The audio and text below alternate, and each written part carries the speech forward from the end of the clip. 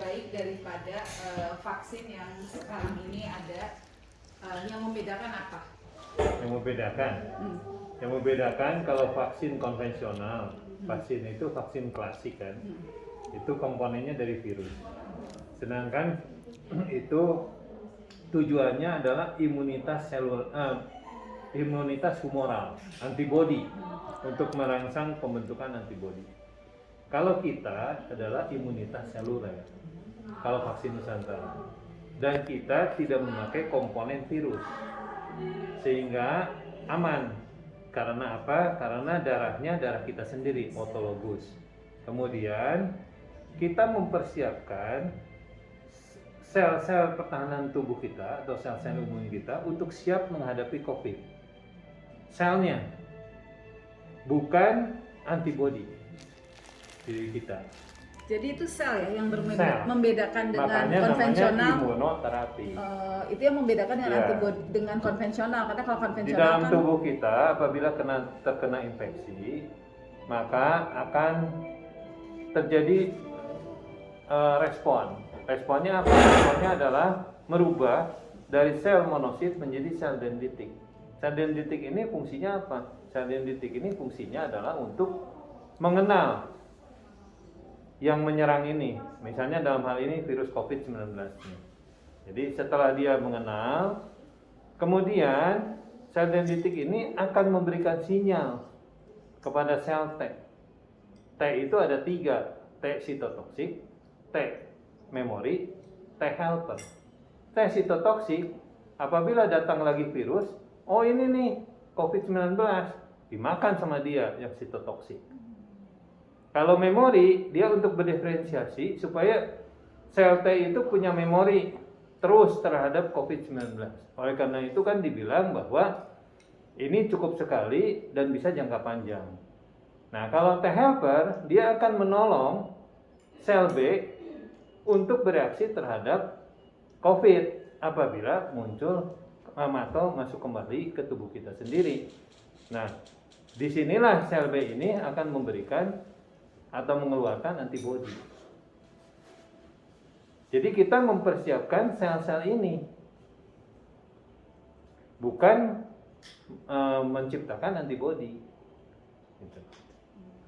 itu bedanya ya, no. Terus itu mulai kapan? Ini kan masih uji klinis dan sudah selesai kan? Dan Fase 2 uji klinis. sudah selesai. Masih fase 2. Karena fase 2 itu sudah direport ke clinicaltrial.gov.id. Kalau kita buka di web, itu clinicaltrial.gov.id itu memang punya US dan itu menjadi acuan WHO. Itu kita udah masuk situ. Ininya untuk publikasinya kita sudah masukkan ke jurnal internasional. Nah, mudah-mudahan bisa masuk dengan Q1 atau Q2 nantinya. Setelah itu terbit, nah kita fase 3 ini belum bisa kita mulai karena kita masih terbentur dengan adanya aturan kesepakatan antara 3 pejabat negara, BPOM, Kemenkes dengan Bapak Kasat.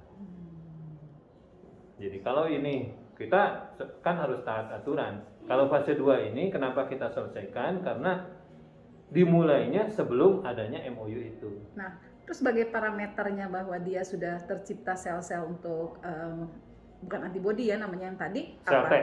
Sel T itu apa? Interferon gamma. Itu bisa diperiksa di laboratorium. Bisa diperiksa. Makin tinggi berarti ada indikatornya, makin tinggi makin baik sama. Betul. Seperti. Dan itu di fase 2 udah kita buktikan.